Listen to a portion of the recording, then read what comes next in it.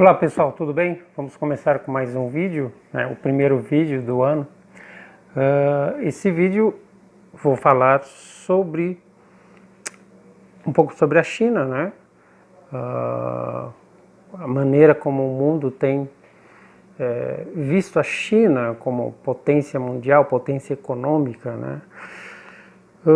E é um vídeo que vai ser pautado ou baseado neste livro aqui, O Ano do Galo, de Guy Sorman, As Verdades sobre a China, da editora Realizações, uma editora que publicou aí durante bons anos a obra do professor Olavo de Carvalho, né?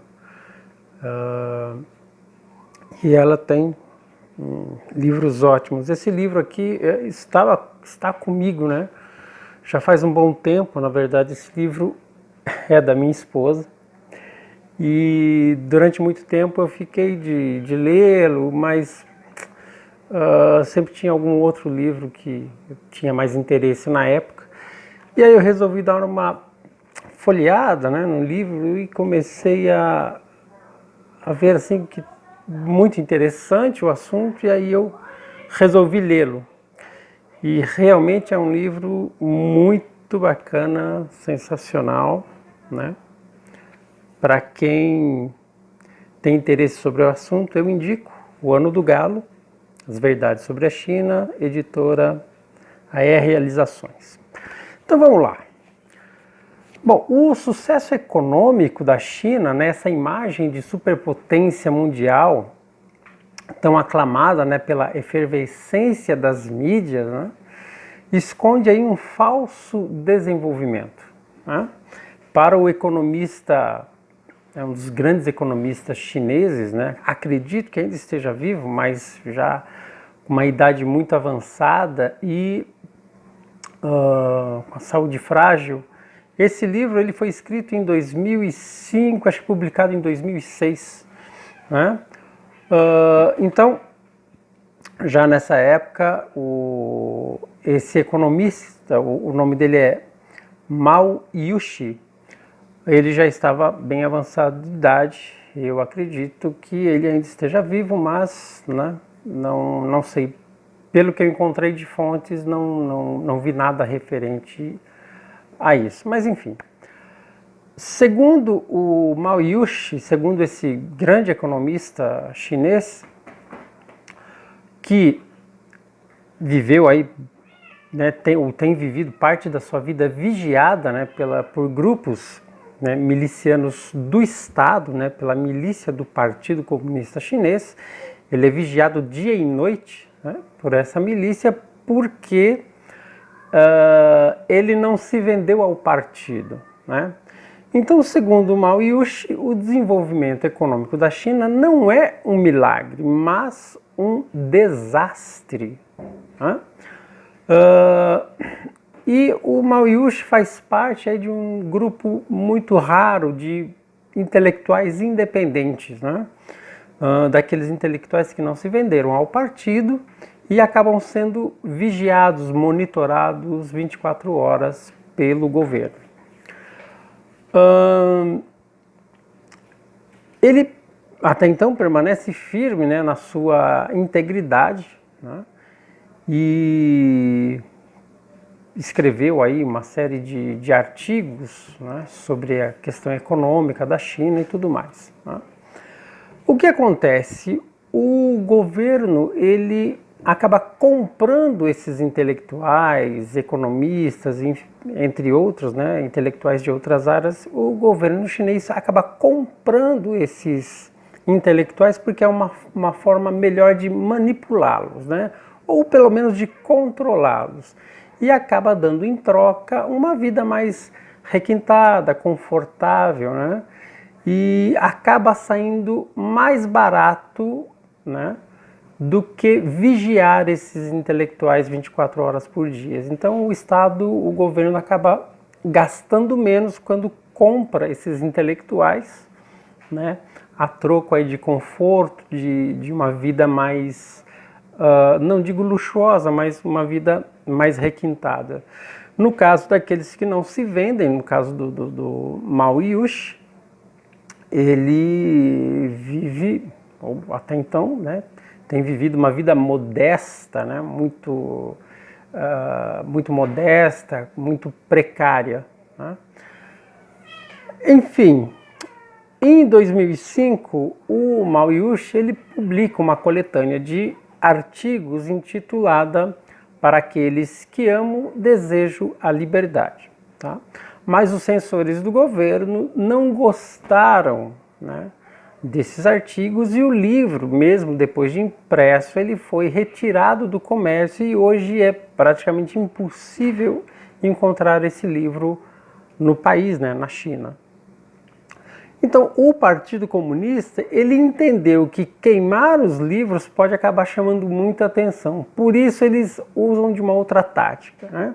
Então, o partido prefere agir silenciosamente, cuidando do total desaparecimento de qualquer livro apontado pelos censores. Então, eles simplesmente pegam esses livros, né, que os censores apontam e somem com eles, né? Desaparecem. Ninguém fica sabendo nada a respeito desse livro, nem o que foi feito com ele. Simplesmente some.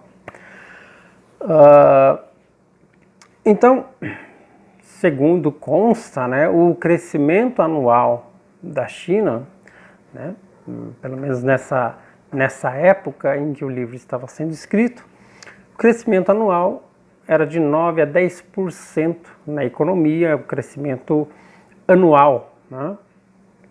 Só que esse dado, né, acaba sendo um engodo, é falso, até porque é o governo que detém todas as estatísticas e elas raramente são verificáveis, né? Isso é fácil entender, uma vez que o governo não tem como prioridade a busca pela verdade dos fatos. Na China, como em todo país comunista, a verdade será sempre substituída pela propaganda. Tá? Mas os financistas ocidentais, sempre seduzidos pela China, afinal, o país ele precisa de investimento estrangeiro para se desenvolver ou buscar-se um suposto desenvolvimento. Mas precisa fazer a economia girar, então precisa aí de investimento estrangeiro. Mas é muito difícil saber se essas empresas estrangeiras estão conseguindo, se elas conseguem lucros reais, tá? Segundo o professor e escritor Guy Sorman, que escreveu o livro O Ano do Galo, parece haver um consenso que é o seguinte: estar na China é necessário não para enriquecer, mas estar lá com a esperança de enriquecer, né? Ou seja, então convém estar na China pela imagem que a China representa na economia mundial, hoje, né, na atualidade. E se há uma coisa que falta no modelo econômico chinês, essa coisa se chama honestidade. Tá?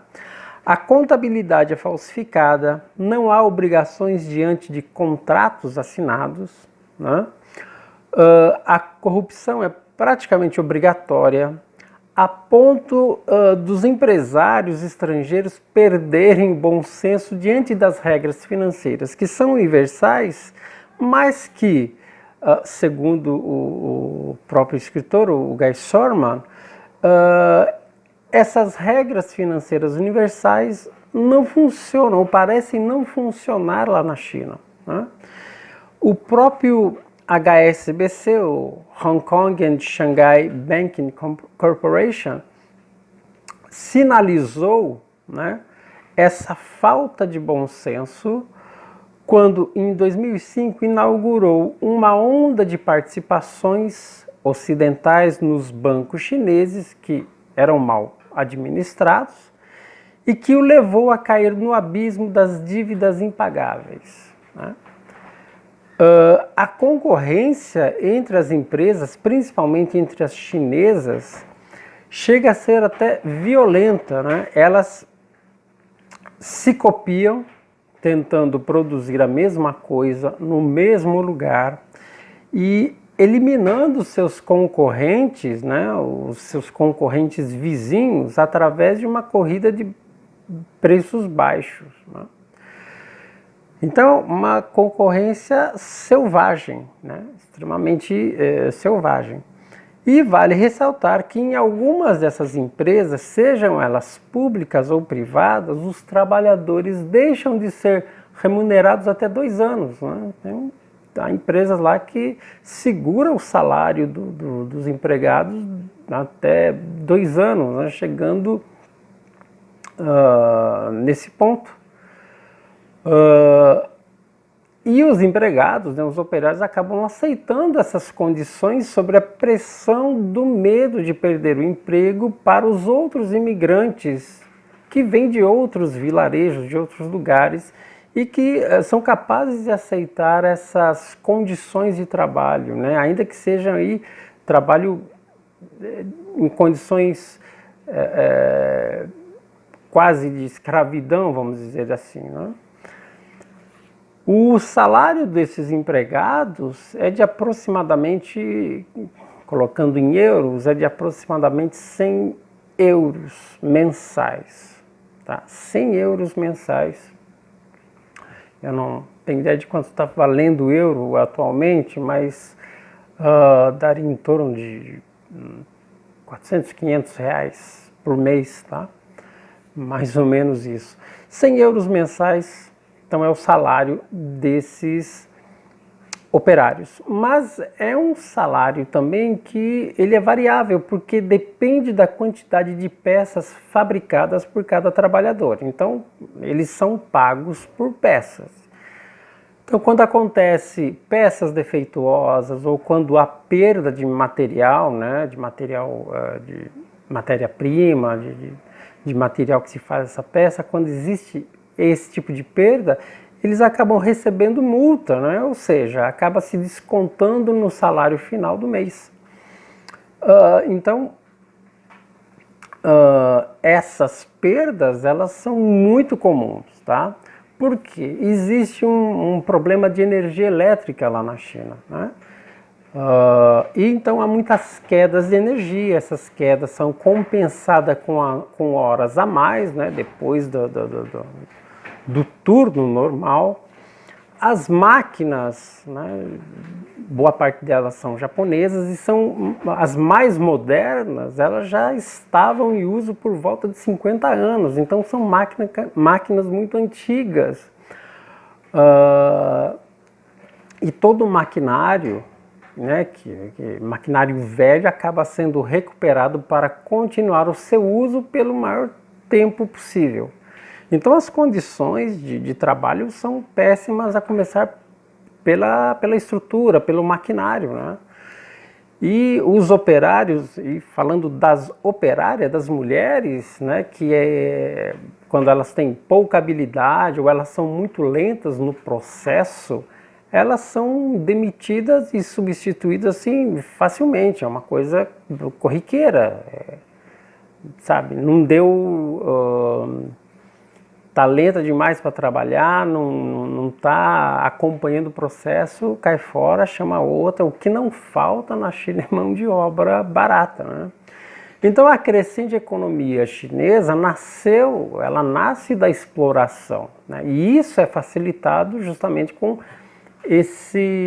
a abundante mão de obra barata, né? Então há um exército de operários dispostos a trabalhar em condições ainda que sejam miseráveis, né? Quando qualquer brutalidade é cometida nas empresas, o governo chinês se defende usando-se da comparação com a industrialização europeia no século XIX. Ou seja, tudo que acontece de ruim ou desumano faz parte de um mesmo processo natural de industrialização e crescimento econômico. Essa é a desculpa que o governo chinês dá. porque isso já aconteceu lá atrás, né, no século XIX, na Europa, nos Estados Unidos, né, por conta da industrialização, então é normal, é natural. Só que tem aí algumas diferenças, né? Na era da Revolução Industrial, na Europa, ou mesmo nos Estados Unidos, haviam certos atenuantes sociais, né, que hoje são ignorados e até mesmo difamados, né, em países como a China, no caso, instituições como as igrejas, né, as associações de caridade e ajuda social. Então, durante a Revolução Industrial do século XIX, existiam na época essa ajuda, né, vindo das igrejas, de associações de caridade, que vinham aí amparar de alguma forma a população, né, a população mais carente. E eles faziam o papel do Estado antes mesmo que o Estado viesse, né, depois a assumir o seu papel para resolver ou para pelo menos contornar esse problema social. Então, antes do Estado vir, né, resolver ou contornar essa questão social, havia aí alguns atenuantes, como as igrejas, associações, enfim, que vinha dar um suporte para os mais necessitados. Então, isso já é uma diferença, porque na China não existe esses atenuantes. Ao contrário, a China, ela, por ser um país comunista, ela é totalmente contra o cristianismo. As igrejas lá, e não só o cristianismo, mas as religiões de forma geral, são pouco toleradas, né? São muito vigiadas, né?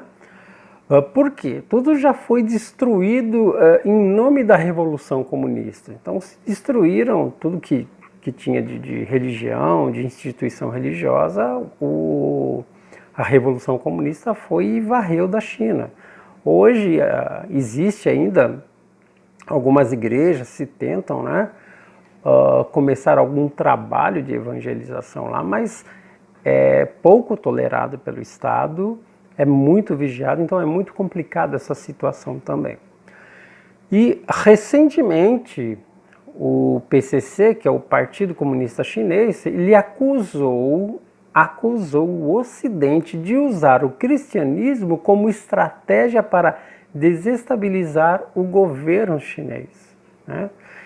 E é conhecido, é notório que as religiões, principalmente de cunho judaico-cristão, elas são muito vigiadas e pouco toleradas pelo governo. Isso daí todo mundo sabe. Pode-se fazer uma vista grossa, mas todo mundo sabe, né? A repressão é intensa e centenas de fiéis e líderes acabam desaparecendo de uma hora para outra por defender a sua fé. Então, pessoas simplesmente somem, né? Cristãos, religiosos simplesmente somem. E não se sabe, ninguém dá explicação, simplesmente desaparece. Tá? Mas enfim, em se tratando de mercado, né, o consumidor americano é o que mais alimenta a economia chinesa. Olha que interessante. A Walmart, por exemplo, ela tem 80% dos seus produtos feitos na China, né?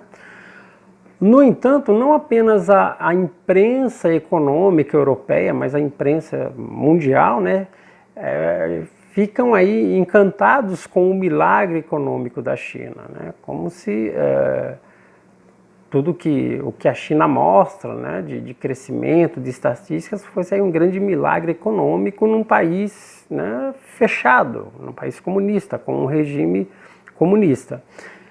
Então, a esperança gira em torno de que a China se tornará um grande mercado e que o governo comunista será um Estado, né, futuramente, aí, um Estado normal, e ainda que a nova classe média chinesa adotará os mesmos comportamentos, os mesmos padrões ocidentais. Então, se coloca isso, né, os otimistas aí, que a China está passando por um processo de democratização, de desenvolvimento de mercado e tudo mais. Mas para a China, de fato, para ela se tornar um gigante econômico, ela terá que superar uma série de contradições, né? A falta de um Estado de direito, a pobreza em massa da população, os bancos em estado de falência, as instituições políticas imprevisíveis, a escassez de energias e os riscos de epidemia, entre outras coisas, né? Então a economia chinesa, ela está longe de ser ameaçadora, né? Porque não há inovação. Tudo que é montado ou reproduzido já foi concebido em outros países, né?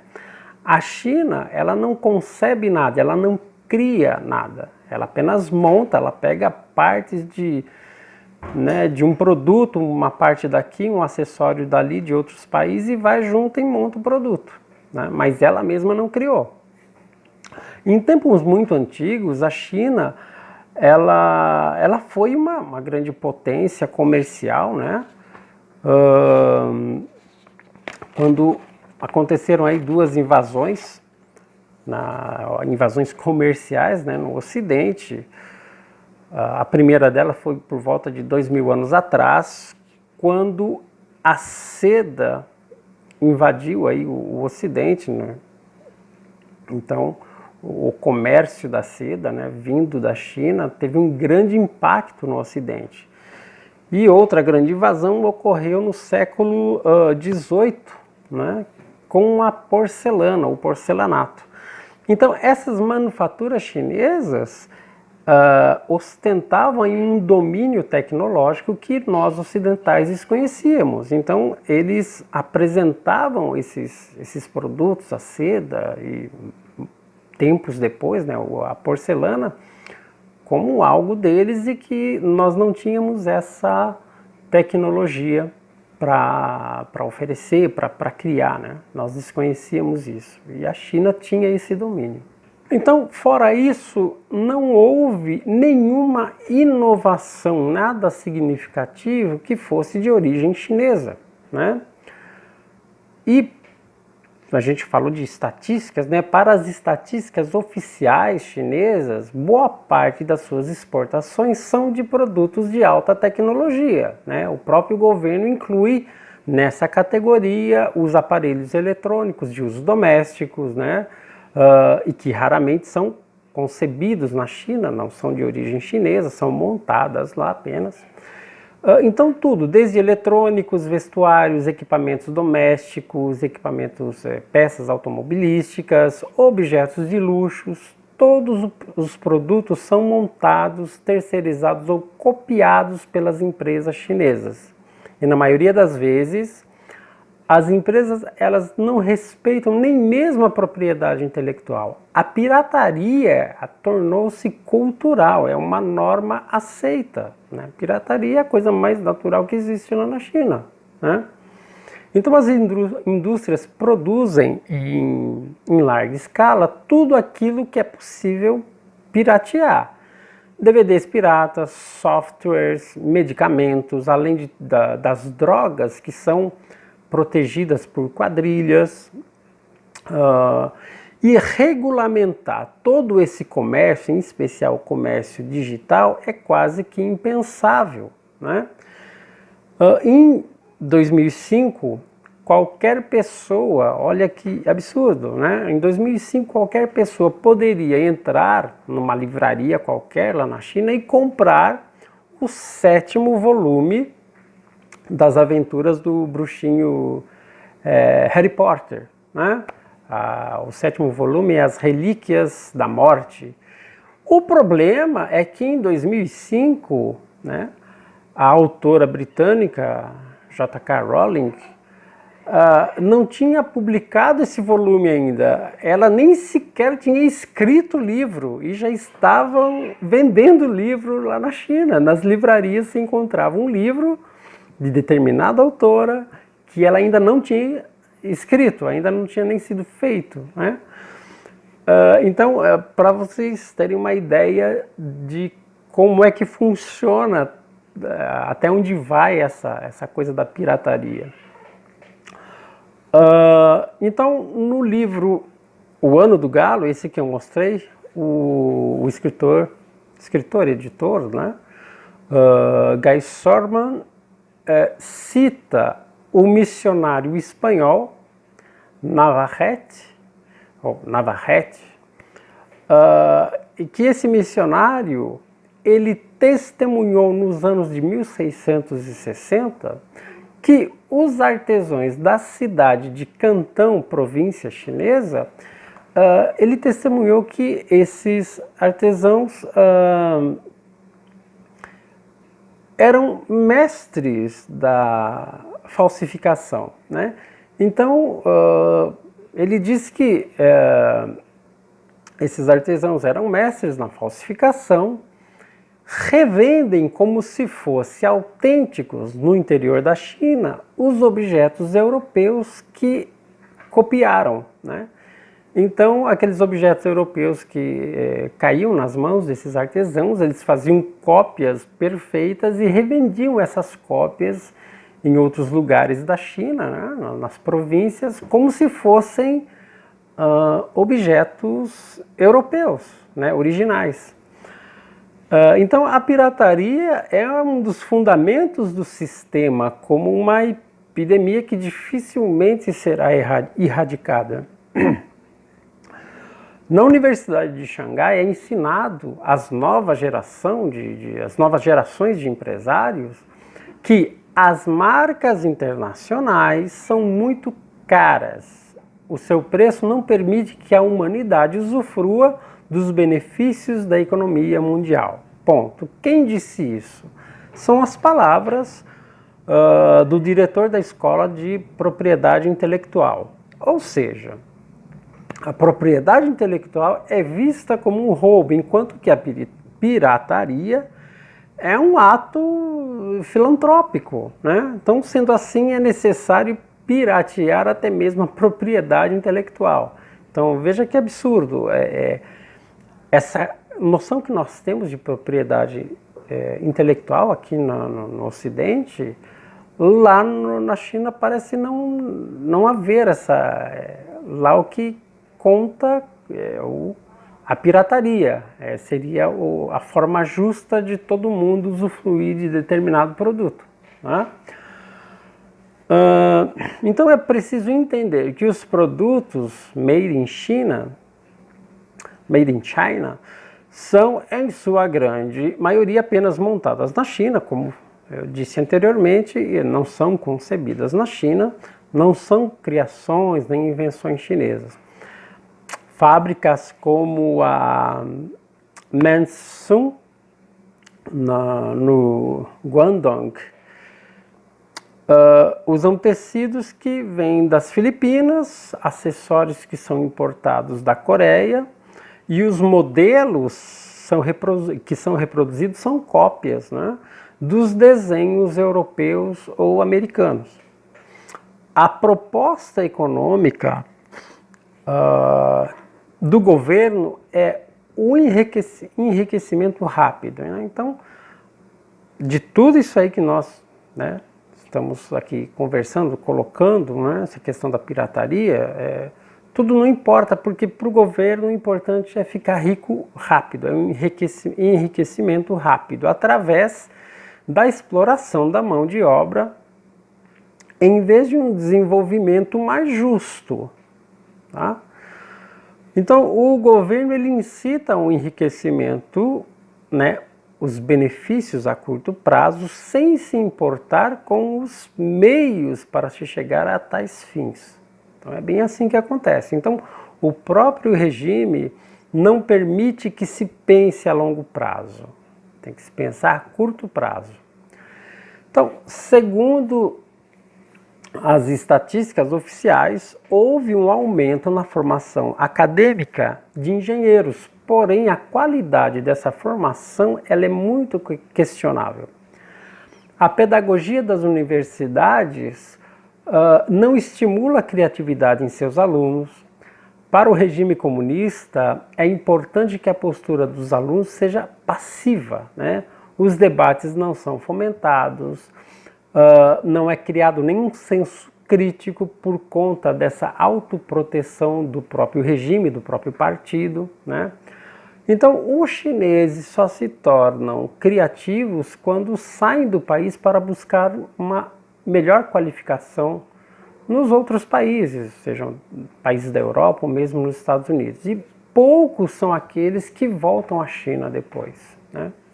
Então há uma crise criativa causada pelo empobrecimento do imaginário chinês. O regime comunista, ele vai aos poucos empobrecendo a criatividade, a imaginação, a inteligência de toda a população, né? Para que assim ela se torne ainda mais manipulável, mais facilmente manipulável pelo governo. Então, hoje se fala muito da educação aqui no Brasil, né, desses últimos 30 anos, do que foi feito da educação. É isso, é o que regimes socialistas ou comunistas vêm fazendo. Eles destroem a inteligência, destroem a educação de um povo. Então, pega aí Lula, Dilma e todo esse pessoal aí que roubaram milhões, roubaram assim uma quantia absurda, né, de dinheiro que eles roubaram do país, da população. Só que a pior coisa que os governos Lula, Dilma e até os antecessores fizeram não foi esse montante absurdo de dinheiro. A pior coisa que eles fizeram foi acabar com gerações e gerações de crianças, jovens, né, de adolescentes e jovens, destruindo a educação, destruindo o senso crítico, a inteligência. Não é à toa que o que nós vemos hoje de comum, né, desses militantes universitários, de professores, né, ou mesmo crianças que já vêm sendo aí prejudicadas por conta desse sistema de educação, as ideias de Paulo Freire, enfim. Então, são gerações que foram destruídas, né? A inteligência, a imaginação foram destruídas, né? E, honestamente,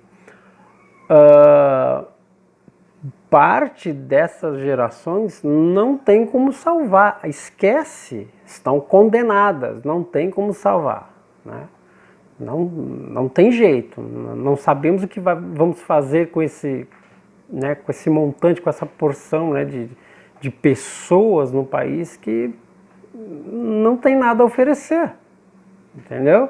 Então isso é terrível, é um problema assim que, se observarmos com atenção de perto, é a pior coisa que esses últimos governos fizeram: acabar com a educação, com a inteligência, com gerações, né, durante aí esses 30 anos. Mas enfim, é o que acontece lá na China, né? E logo a China, que tradicionalmente tem aí na sua história né, toda uma tradição milenar ligada à riqueza da sua arte, da literatura, da filosofia, da medicina tradicional. Então, toda essa riqueza que historicamente a China vem oferecendo ao mundo, e aí vem o regime comunista e vai destruindo, vai dilapidando aos poucos toda essa riqueza, tá? Então é falsa a ideia de que a China está buscando, através de um processo de abertura de mercado, se tornar um Estado democrático. Isso é falso, tá?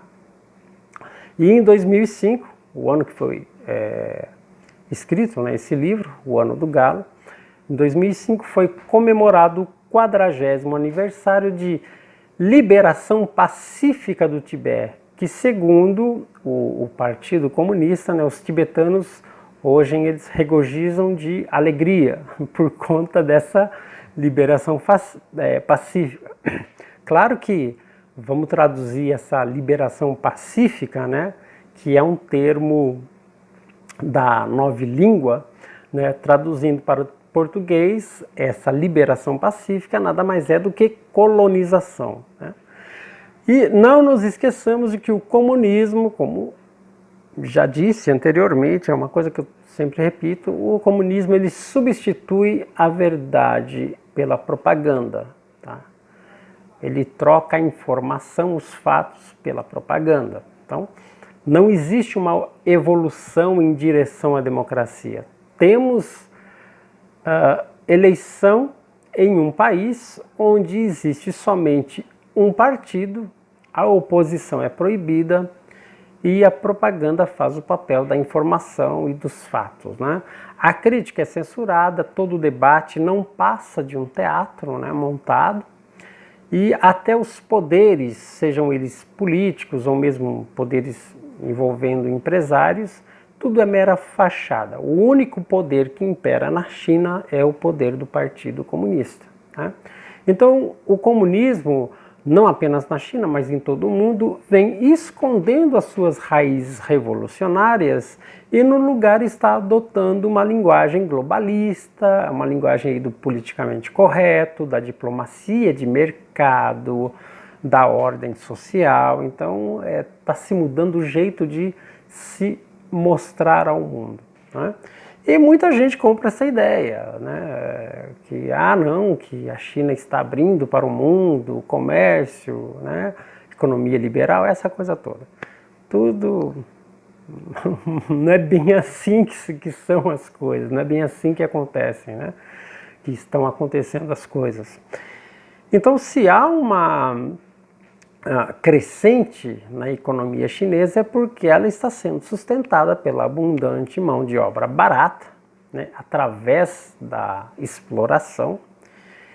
E aqui está o verdadeiro capitalismo selvagem, né? A China pode-se dizer que ela vem praticando um capitalismo selvagem, vermelho, né, manchado de sangue, suor e lágrimas. Então é isso, pessoal. Mais uma vez agradeço aí a presença de vocês assistindo o vídeo. Se gostou, deixa um comentário, deixa aí o seu like e vamos até a próxima aí, o próximo vídeo. Então, muito obrigado, faça o seu caminho.